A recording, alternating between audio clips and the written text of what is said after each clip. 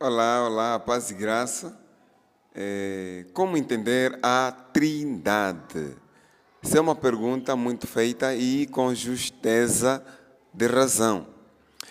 Por quê? Porque Deuteronômio, capítulo número 6, versículo 4, ele testemunha que Deus é o único Deus, mas quando vemos em 2 Coríntios, capítulo 3, temos aí Deus Pai e Espírito Santo, Deus e Jesus Cristo na mesma proporção, na mesma categoria. Então isso levanta uma dúvida, são três deuses ou então é só um único Deus? Agora, nós, antes de respondermos, fomos às ruas para saber um ou outro qual é a opinião dos populares e o que entendem sobre a Trindade.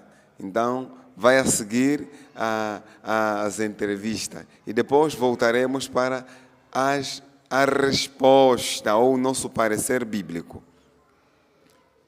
Boa tarde, irmã Henriqueta. Ok, o tema da semana é sobre a Trindade Divina. Já ouviu falar sobre a Trindade Divina? Não. Nunca ouviu sobre a Trindade Divina? Não. Ok. Então, muito obrigado. Irmão Américo, já ouviu falar sobre a Trindade Divina? Sim, já. Ok. Então, dê ainda o conceito do que é Trindade Divina. A Trindade Divina, estamos a falar de Deus, Jesus e Espírito Santo. Então, eles são um ou são três deuses? São apenas um.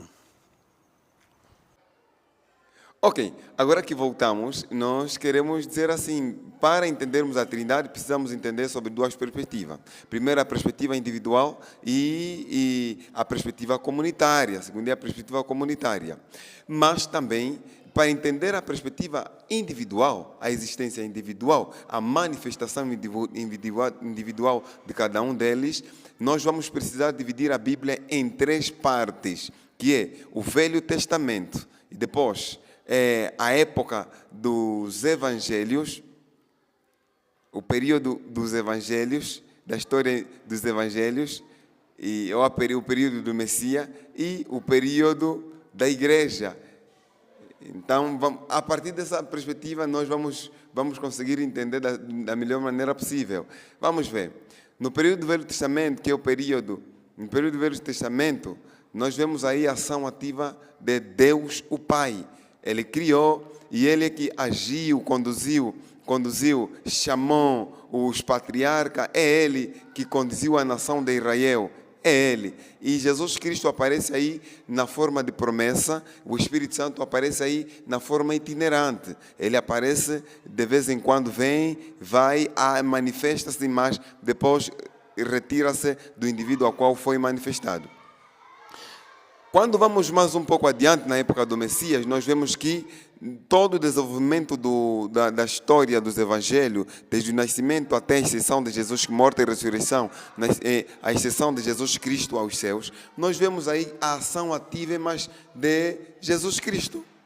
Aí vemos Jesus Cristo, o Espírito Santo aparece aí também, na forma implícita, e Deus Pai também na forma implícita, mas a ação ativa foi de Jesus. Depois de Jesus ter ido aos céus, surgiu a manifestação do Espírito Santo em Atos dos Apóstolos. Ali nós vemos a ação poderosa do Espírito Santo.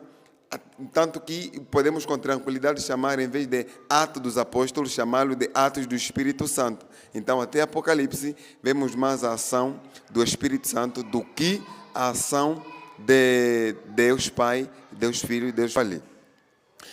Agora, na perspectiva comunitária, nós vamos verificar que no batismo de Jesus Cristo, Deus testemunha lá o amor dele para com Jesus Cristo.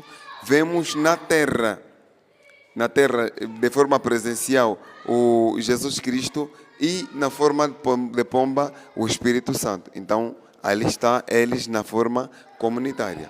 Mas também vemos que a ordenança sobre o batismo deveríamos batizar em nome do Pai, do Filho e do Espírito Santo.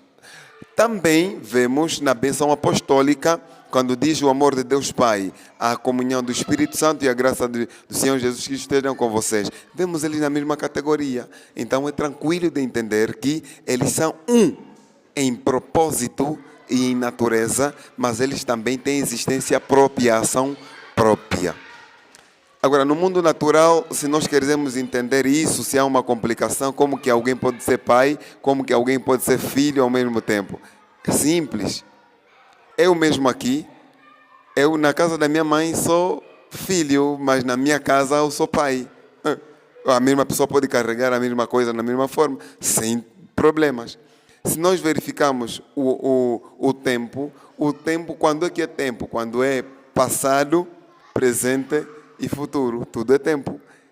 O passado age da maneira individual, mas os três agem na forma também, tem a mesma natureza. A mesma natureza do tempo passado é a mesma natureza do tempo presente, é a mesma natureza do tempo futuro. Então, não haveria complicação. Então, eles são com o mesmo propósito, mesma natureza, mas também agem de forma individual. Tanto que, hoje por hoje, Jesus, enquanto o Espírito Santo está agindo aqui na terra, encontramos Deus Pai no trono e Jesus assentado à destra dele. Se eles não existissem de forma individual, não haveria essa questão dele sentar à destra.